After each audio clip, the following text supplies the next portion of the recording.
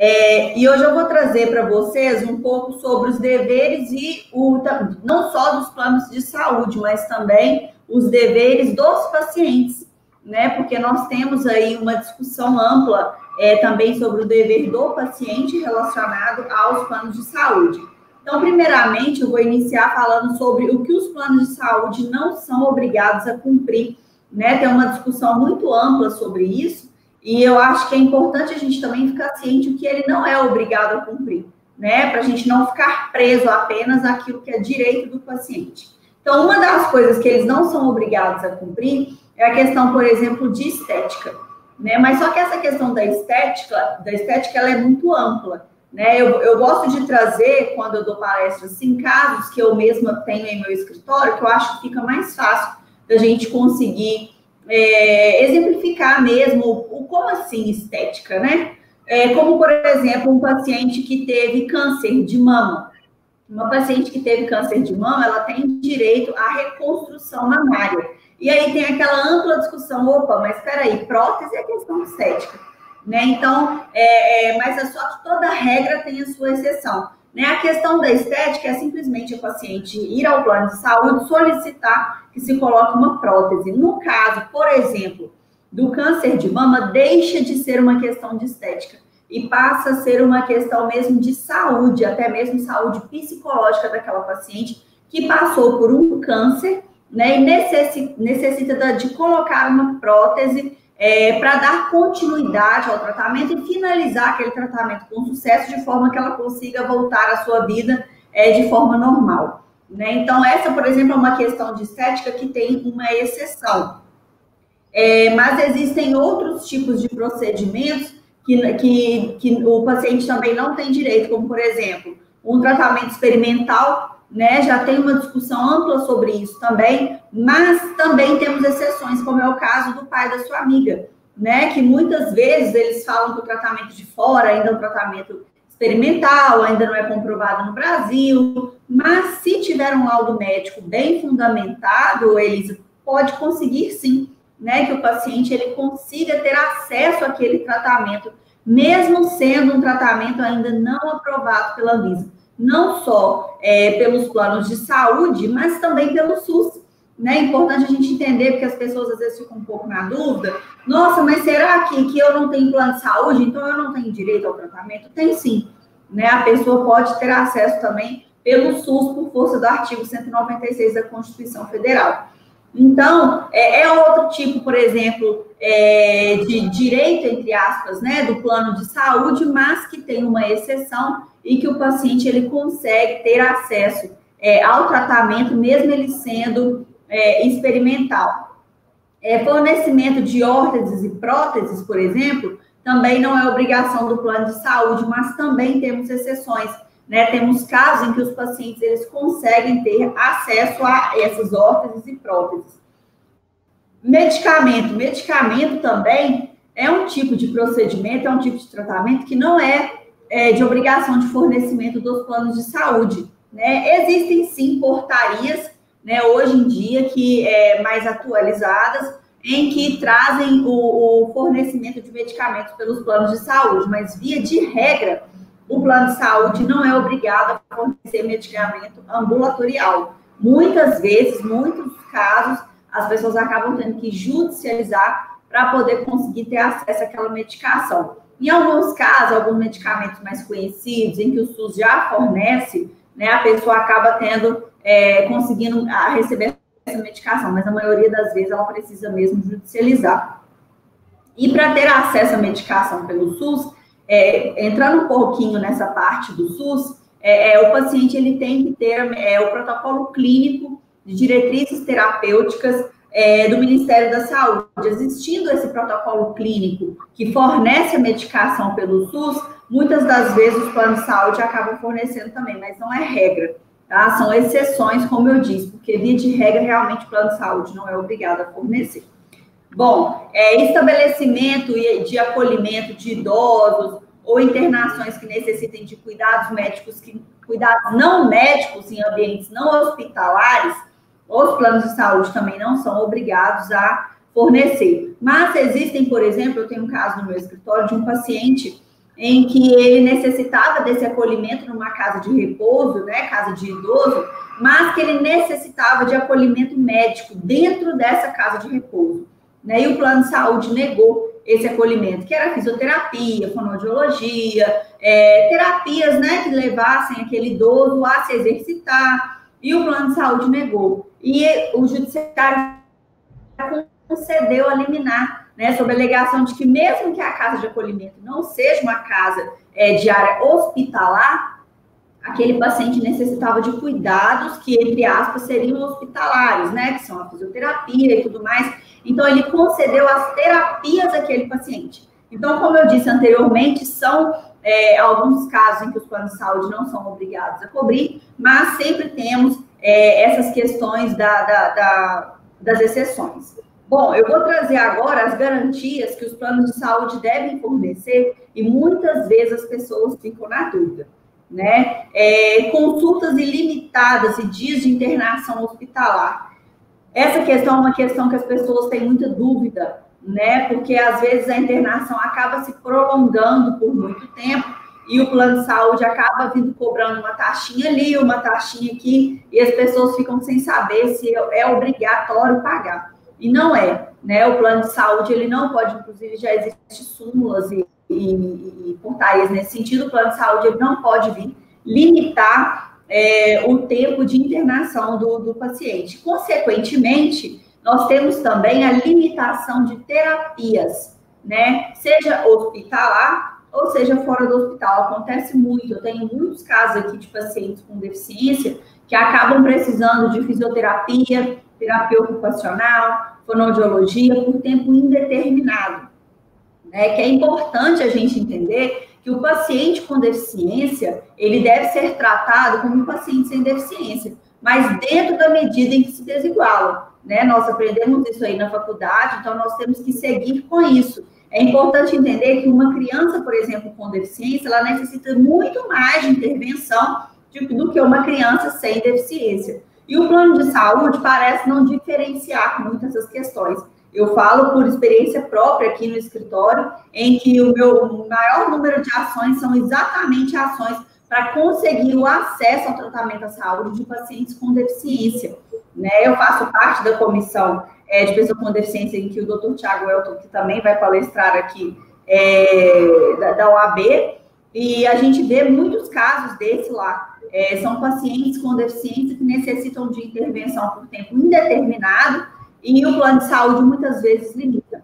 E essa limitação, gente, ela também não é cabível, né? Mas é importante, antes de eu adentrar mais sobre essa questão, a gente entender o seguinte: não sou eu quem determina e não é o pai da criança ou do paciente que determina. Quem determina é um médico, né? A gente tem que ter um laudo médico bem fundamentado. Inclusive, o doutor Igor comentou sobre a minha rede social, porque eu fiz um vídeo nesse sentido sobre o laudo do médico, como ele é imprescindível, né? Muitas vezes o paciente acaba tendo uma certa dificuldade de conseguir um laudo de um médico, e eu quis explicar no vídeo como que o laudo do médico é importante para uma ação judicial, né? Porque eu não sou médica, o paciente não é médico, e a única pessoa que pode passar segurança para o judiciário é o médico, né? Não vou negar que chegam no meu escritório pais, às vezes, preocupados, mães preocupadas, querendo que o filho faça inúmeras intervenções em que o médico não receitou. Então, o que eu falo com ele? Vamos nos limitar àquilo que o médico receitou,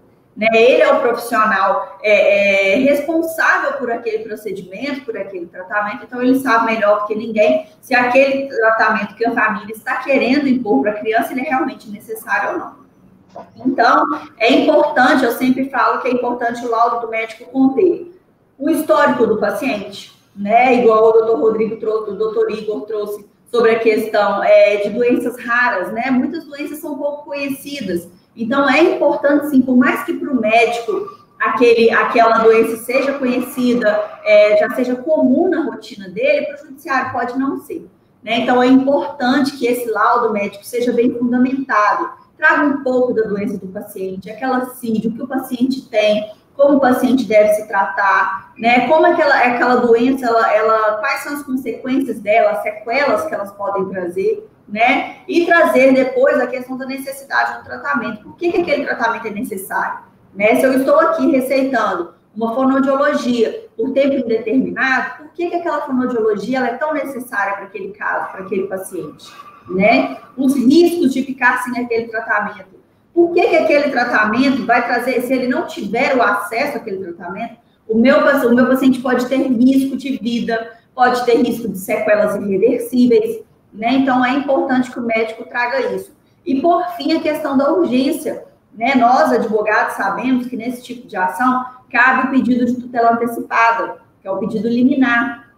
Então, para a gente justificar um pedido urgente desse, para essa ação ser julgada de forma mais rápida, a gente precisa que seja bem fundamentada essa questão da urgência. Então, o médico ele tem que trazer que esse procedimento ele é urgente, que o paciente não pode esperar e que quanto mais tempo se passar, maiores os riscos de sequelas irreversíveis, bem como outras questões. Então, o laudo bem fundamentado, ele traz essa certa segurança para a ação, para o juiz, consequentemente para a ação judicial e, consequentemente, para um pedido de tutela antecipada para que ele seja deferido. Então, essas questões de internação hospitalar, de terapias por tempo indeterminado, todas devem ser bem fundamentadas no laudo médico. Já que eu estou falando de internação hospitalar, eu vou trazer para vocês também a questão do home care, né? Também é uma questão que eu recebo muita demanda no meu escritório, porque apesar do plano de saúde fornecer o home care, muitas vezes ele traz certas limitações dentro do próprio home care. Como, por exemplo, eu tenho um caso no meu escritório de criança com doença rara, né, que necessitava, além do home care, uma fonoaudiologia, uma fisioterapia 3, 4 vezes por semana, e que o plano de saúde simplesmente negou, né, concedeu uma vez por mês, se eu não me engano. Então, assim, era um tipo de terapia que poderia trazer sequelas irreversíveis para a criança, uma criança que tem atrofia muscular espinhal e que necessitava da fisioterapia de pelo menos 3 vezes por semana. Foi um caso, por exemplo, que a gente teve que judicializar, né? Não tinha como a família arcar com aquele profissional, até porque não era uma fisioterapia comum. É importante a gente entender isso, que tem essa diferença, como eu disse anteriormente, da fisioterapia, da terapia comum para uma terapia especializada, né? Já que a criança tem atrofia muscular espinhal, é um tipo de doença rara, em que ela necessitava de um tipo de terapia, uma intervenção diferenciada. Tem sim, me perguntaram sobre o laudo médico do CNJ, existe sim um laudo padrão. Esse laudo, ele não é um tipo de laudo que ele traz muitas informações. Então, eu falo com meus clientes o seguinte, Paula, traga o laudo do CNJ preenchido pelo médico, ele tem que ter, ele é obrigatório, não tem aquela discussão assim, mas o meu médico não quer preencher. Ele é feito ele é disponibilizado, então ele é obrigatório ser preenchido. Ele foi elaborado em conjunto do CNJ com a Conselho de Medicina e Conselho de Odontologia. Então, é um tipo de laudo exatamente para o judiciário, para facilitar o entendimento do judiciário com relação àquela demanda. Então, é obrigatório que ele seja preenchido. Além dele, eu peço esse outro laudo que eu contei para vocês, que é um laudo mais minucioso, que traz mais informação sobre o caso de saúde do paciente. Então, voltando à questão do home care. Então, o home care também é um direito do paciente, e apesar de, na hora de você contratar o seu plano de saúde, ele falar que você tem direito ao home care, muitas vezes ele traz certas limitações. Então, é importante a gente ficar por dentro disso, porque já aconteceu de clientes meus mesmo terem o home care em casa e arcarem com alguns tipos de intervenções por fora, né? Porque não sabiam que poderiam judicializar para poder ter acesso. Seja uma fisioterapia, uma fonoaudiologia, seja um medicamento, né? Ou até insumos mesmo que o paciente tem direito. Eu tive um caso também de crianças, eram 2 meninas, elas eram gêmeas, em que necessitavam do home care e diversos insumos foram negados, né? De forma que as meninas estavam hospitalizadas, internadas, tiveram alta para poder ir para casa. Mas sem aqueles insumos, era impossível elas irem para casa, né, um respirador, uma sonda gástrica, como é que elas iam se alimentar, como é que elas iam respirar à noite, porque à noite que elas usavam um respirador, e o plano de saúde simplesmente negou. Então, são negativas que você não vê o mínimo nexo, né? Como que um paciente sai do hospital precisando de um respirador e o plano de saúde nega aquele respirador. Não faz sentido, né? Então, assim, a única opção seria o paciente continuar no hospital, né? E o judiciário concedeu, porque o próprio judiciário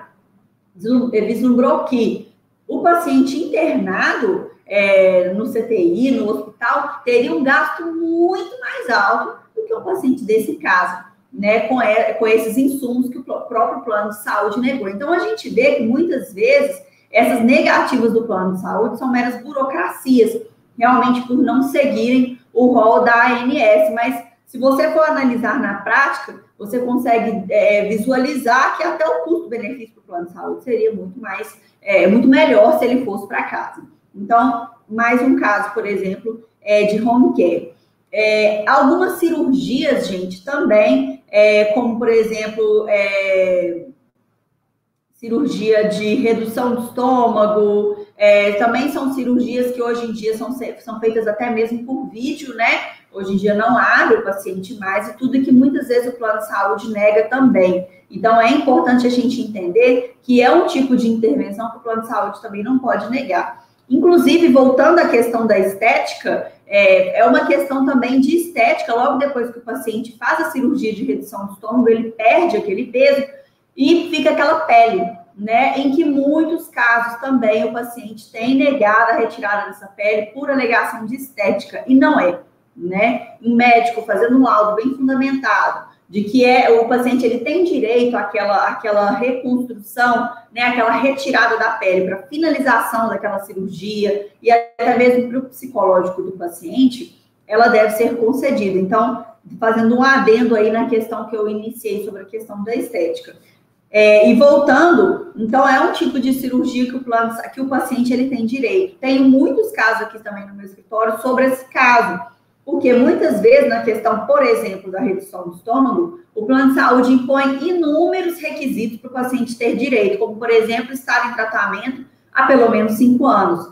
Isso não existe, né? Se o paciente ele já tiver risco de vida, né? Se ele já tiver risco de reversibilidade do quadro, o plano de saúde não pode simplesmente negar sob a alegação de que ele não está naquele quadro há mais de 5 anos, né? E muitas vezes o paciente, ele já está no quadro há mais de 5 anos, mas às vezes ele nunca procurou um médico, ele nunca procurou uma intervenção, às vezes ele já era obeso e nunca tinha procurado um profissional para poder se tratar sobre isso. Então, ele não tem um laudo médico, ele não tem nenhum registro. E aí o plano de saúde alega que aquele quadro dele tem menos de 5 anos e nega a cirurgia. Então, é um tipo de intervenção também que é importante a gente ficar atento, pois o paciente tem direito. A questão dos medicamentos que eu trouxe para vocês, que também, que eu trouxe anteriormente, que não são obrigações do plano de saúde, mas que hoje em dia a gente já tem alguns casos que o plano de saúde fornece por meio de portarias, mas mesmo aqueles negados, o paciente consegue de forma judicializada, como foi o caso do seu pai, né, Elisa, que conseguiu a medicação por um plano de saúde por meio da justiça. É importante ter, gente, além do laudo médico, outros tipos de comprovações, como, por exemplo, eu trouxe para vocês essa questão do rol de fornecimento de medicamentos pelo Ministério da Saúde, que a gente chama de protocolo clínico de diretrizes terapêuticas, que são protocolos feitos pelo Ministério da Saúde, em que traz quais os medicamentos cada paciente tem direito a receber, né? Então, como, por exemplo, doença de Crohn, retocolite ulcerativa, alguns tipos de doenças raras que também têm direito ao medicamento, então muitas vezes o paciente acaba tendo negado aquele medicamento e o paciente ele consegue comprovar na justiça que ele já fez uso dos medicamentos constantes no protocolo e que hoje não surtem efeito para ele mais. Porque esse protocolo clínico do Ministério da Saúde nem sempre é atualizado. E nós sabemos que a medicina está em constante evolução. Ontem você tomava um remédio que te fazia super bem, que trazia resultados que hoje você toma e não faz mais diferença.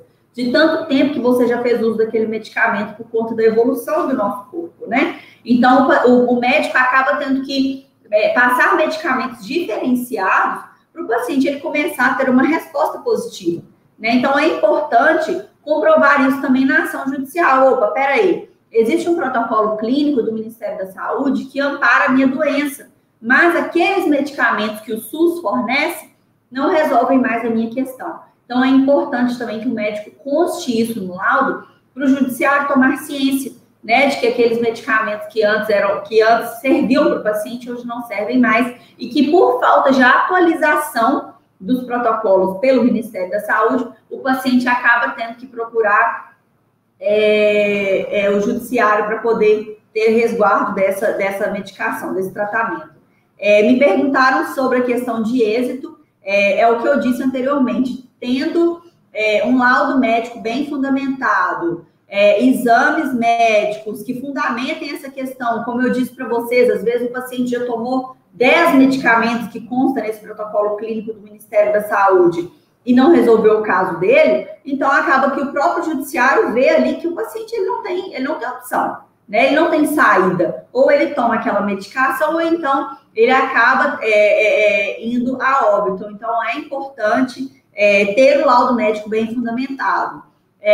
E a questão da redução do estômago, é o que eu disse anteriormente sobre questão de ser questão de estética, não é válido esse argumento, desde que você também tenha um laudo médico bem fundamentado. Quando vocês vão solicitar a cirurgia de redução de estômago no plano de saúde, eles mesmos já te pedem inúmeros exames, inúmeras avaliações de cardiologista, ginecologista, no caso das mulheres, psiquiatra. O próprio plano de saúde já te pede essa avaliação de vários profissionais. Então, esses profissionais te avaliando e vendo que não é questão de estética, eles mesmos vão te emitir laudos, né? Os médicos, eles são profissionais que eles não vão colocar uma mentira lá no laudo, inventando alguma questão, pelo menos não os que eu tenho aqui nos meus casos, realmente os que apareceram para mim, foram casos realmente muito urgentes, em que não teve, até porque o médico ele consegue comprovar aquelas alegações dele por meio dos exames, né? Por meio dos exames ele consegue verificar lá uma gordura perto do coração ou perto do estômago, e inclusive nós, advogados, que não entendemos nada disso, com a explicação do médico no laudo e os exames, a gente consegue visualizar que realmente o caso daquele paciente não era uma questão de estética, né? Então, é importante ter, além do laudo do médico, nesses casos, né, os exames também que comprovem que essa intervenção ela é uma intervenção necessária e não uma questão de estética. Bom, outras questões que o plano de saúde é obrigado a fornecer, né, bolsas coletoras para pacientes ostomizados. Eu recebo muito essa pergunta, porque muitas vezes os pacientes eles são ostomizados e não conseguem ter acesso às bolsas coletoras que eles necessitam. Então, é um tipo de insumo que o plano de saúde é obrigado a fornecer. E, no mais, os procedimentos, eu não consigo citar aqui na palestra todos os que o plano de saúde é obrigado a fornecer. Eu trouxe aqui os que eu tenho, de maior aqui, que aparece aqui no escritório, para vocês e para também exemplificar para vocês quais são esses procedimentos que o paciente tem direito a receber. Eu vou entrar um pouquinho na questão do câncer, que a professora comentou, porque a questão do câncer também é um tipo de cirurgia, de procedimento ou de medicamento em que os planos de saúde negam muito sob a alegação de que o SUS fornece.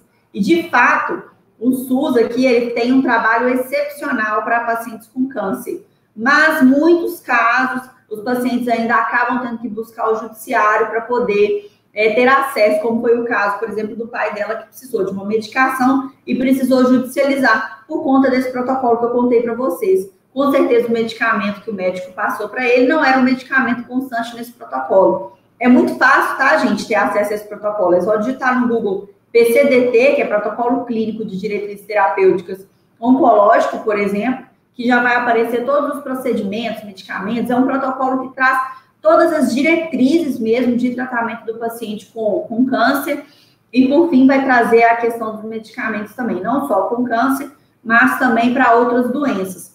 Doenças raras, pouco conhecidas, nem todas têm protocolo clínico. Então, acaba que o paciente ainda tem mais dificuldade, porque se ele tiver que buscar, por exemplo, um algodão específico, ele não consegue ter acesso por falta do protocolo pelo SUS. Então, ele acaba tendo que judicializar, infelizmente, para tudo que ele precisa. Mas, no caso do câncer, é um tipo de doença que a gente conhece, todo mundo sabe, mas a gente não sabe que existem diversos tipos de câncer, né? Inclusive câncer que são considerados leucemias, que são considerados raríssimos. Então, assim, às vezes o paciente ele precisa de qualquer coisa específica, um insumo específico em que ele tem negado, não só pelo SUS, como pelos planos de saúde. E aí o paciente, ele tendo o plano de saúde, ele pode optar por judicializar também pelos planos de saúde. Eu sei que a maior dúvida é, doutor, eu tenho plano de saúde, eu judicializo contra um ou contra outro? Tem que avaliar, né? Depende de cada caso, depende de cada situação, depende até mesmo do valor do procedimento e o tipo de procedimento para ver qual vai valer mais a pena para poder judicializar. Então, essa questão do câncer é uma questão que surge muito aqui no escritório, porque às vezes o paciente ele já fez todos os tipos de intervenção que o SUS fornece, quimioterapia, radioterapia, e muitas vezes ele não consegue ter sucesso e acaba tendo que judicializar para poder ter acesso à medicação. Então, é cabível também, como foi o caso do pai da professora.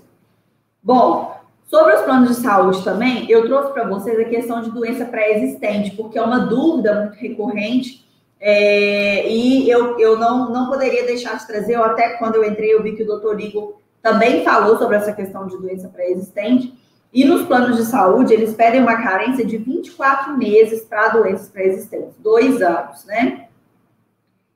Mas é importante a gente entender o seguinte, eu vi um caso, inclusive, de uma colega minha que pegou esse caso, de um paciente que tem uma doença, ela já tinha essa carência de 24 meses, né, de 2 anos, e que quando foi procurar, teve uma questão de saúde em que ela precisou ser internada imediatamente, e quando ela procurou o hospital não aceitou, né, a internação dela, não aceitou recebê-la lá, sob a alegação de que ela ainda estava nesse período de 24 meses de carência. Então, por que eu trago essa questão de doença pré-existente, essa questão de carência? Porque as coisas não funcionam assim quando é questão de urgência e de emergência. Quando é urgência e emergência, o prazo é de 24 horas. Ah, mas eu ainda estou na carência, eu tinha uma doença pré-existente, ainda não passaram os 24 meses, como que acontece? Urgência e emergência, deixa de existir esse prazo de 24 meses e passa para esse quadro de 24 horas. E nesse caso, por exemplo, que eu estou contando para vocês, essa criança ela precisou ser internada imediatamente, o hospital negou a internação dela, não sei se vocês viram, passou no jornal e tudo, sob a alegação de que ela ainda estava no período de carência, mas na verdade ela não estava, porque era o prazo de 24 horas, que era a questão de urgência e emergência. Os pais tiveram que correr com ela para um hospital público, mas por conta da demora, né, a menina acabou chegando a óbito. Era uma criança, se eu não me engano, ela tinha 5 a 7 anos. E o plano de saúde, o hospital particular não quis receber. O hospital do SUS recebeu, mas até fazer todas as intervenções necessárias não deu tempo e ela chegou a óbito. Então, é um caso, por exemplo, que essa colega minha advogada ia judicializar contra o plano de saúde e também contra o hospital, que negou o atendimento dela. Então, é importante a gente entender essa questão de carência, porque essa questão da carência, ela tem esse diferencial quando é questão de urgência e emergência. Outra questão, por exemplo, questão de parto. Para parto, o tempo de carência é de 300 dias, mas pode acontecer de você já estar grávida, contratar o plano de saúde, você já está ciente de que o seu parto não vai ser coberto pelo plano de saúde. Isso é fato, né? Não vai ser coberto porque o parto não vai durar 300 dias. Mas, durante o parto, você caiu ou sofreu um acidente e precisou ser internada imediatamente. Às vezes, o médico constatou lá no meio da cirurgia que tinha que tirar o bebê. Uma questão de urgência, né? Que poderia trazer risco de vida para a mãe, né? A mãe poderia chegar a óbito se aquela cirurgia não fosse feita imediatamente. Ah, então nós não, o bebê a gente não tira porque está no prazo de carência. Não, isso não existe, né? Porque entra naquela questão de urgência e emergência.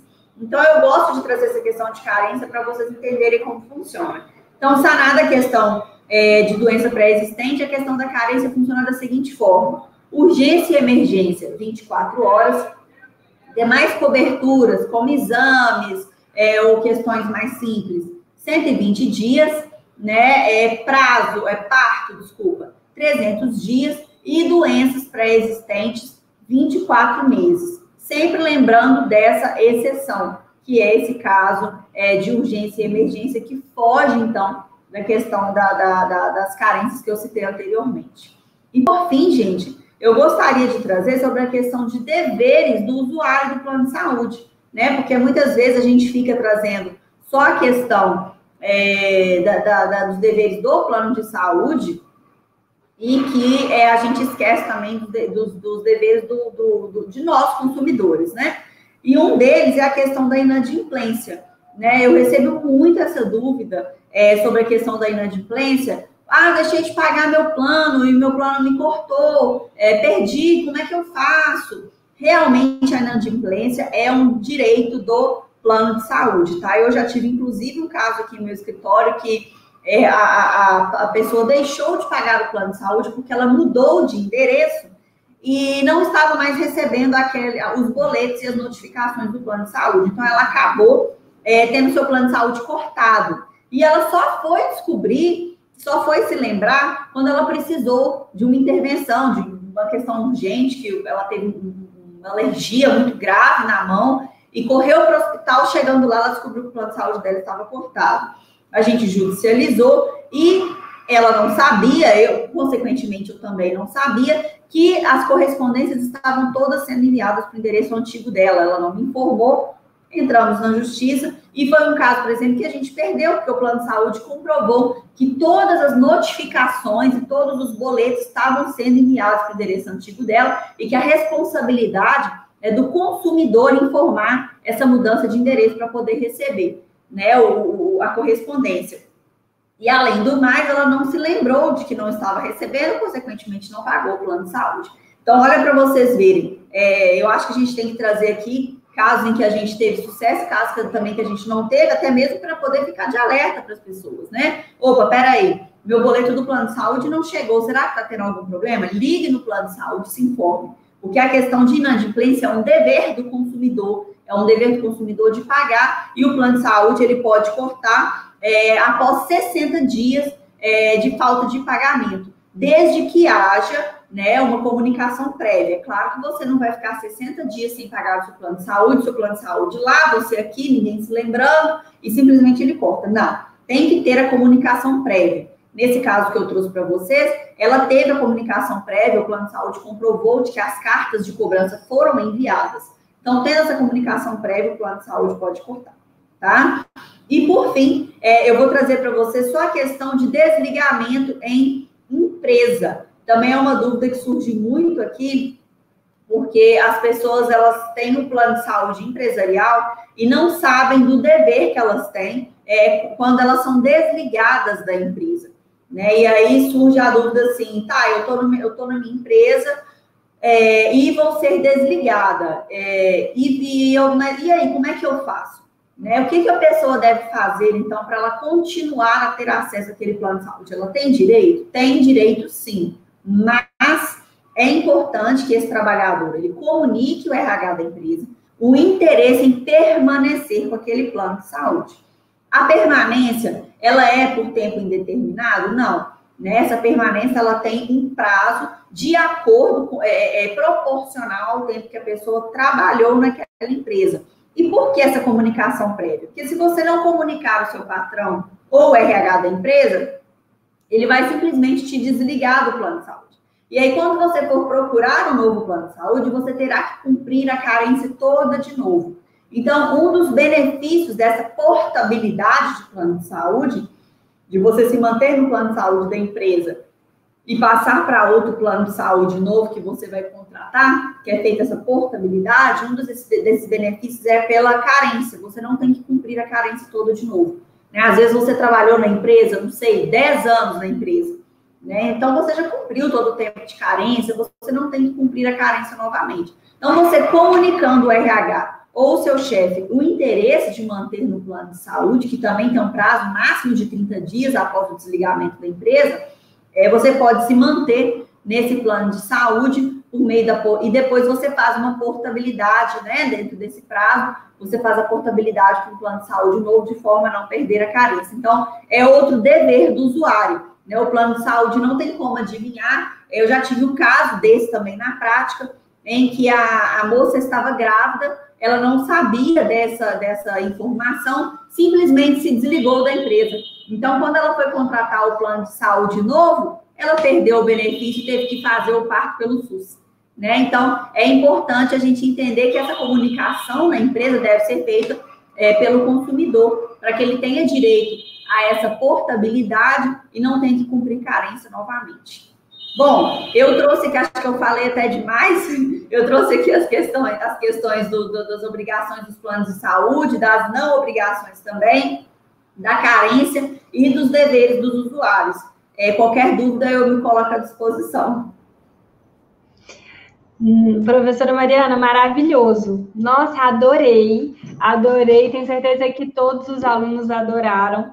Realmente você trouxe tudo que a gente precisa saber até para advogar, né, nessa área. Adorei mesmo as abordagens. Eu queria só perguntar, na verdade, um comentário. Quem precisou, na verdade, judicializar foi o pai da minha amiga, mas é que eu que fiz para ela. O do meu pai, a gente resolveu tudo administrativamente. Mas o que aconteceu também, que eu pude perceber, era o seguinte: o médico do plano de saúde falava assim, olha, existe esse medicamento, mas vocês vão precisar mesmo da justiça, enfim. Aí a gente falava, olha, eu solicitei o laudo, aí quando o médico foi explicar que ele não podia elaborar o laudo, porque, como ele é conveniado do plano de saúde, se ele elaborasse o laudo, ele seria excluído do plano de saúde. Aí eu falei, poxa vida, mas e a sua independência e autonomia? Não é? Você não é um profissional? Você não está dizendo que esse é o medicamento mais adequado? Você não pode relatar isso no laudo? Ele falou, felizmente, se eu relatar, eu vou ser excluído do plano de saúde. Então, por favor, encontre algum médico que não tenha convênio com esse plano de saúde, porque também ele não vai fazer, se ele tiver. Assim, é um pouco complicado isso, né? Porque o Alana perguntou aí se pode ter retaliação. Acaba que tem, porque nem tudo funciona exatamente como assim, com tanta sinceridade. Até com relação à bariátrica, Elisa, eu já passei um caso assim, que o médico do plano de saúde receitou a bariátrica para o paciente, porque era realmente necessário. Só que o paciente, não sei o que ele arrumou, que ele não avisou para o médico que ia usar o laudo. Eu simplesmente peguei o laudo, entrei na justiça, ganhamos, e o médico depois ligou para o paciente e falou assim, olha, eu não vou fazer a sua cirurgia, o plano de saúde me ligou aqui e acabou comigo o que eu te indiquei. Não era uma cirurgia necessária, como eu disse durante a palestra, tendo exames que comprovam, se o juiz soubesse ler exames, não precisaria nem do laudo, o próprio juiz ia ver aquele exame. Nossa, o caso desse paciente é gravíssimo. Mas realmente tem essa dificuldade, e o conselho que eu dou procura outro médico. Né? Existem diversos médicos, então procura outro médico.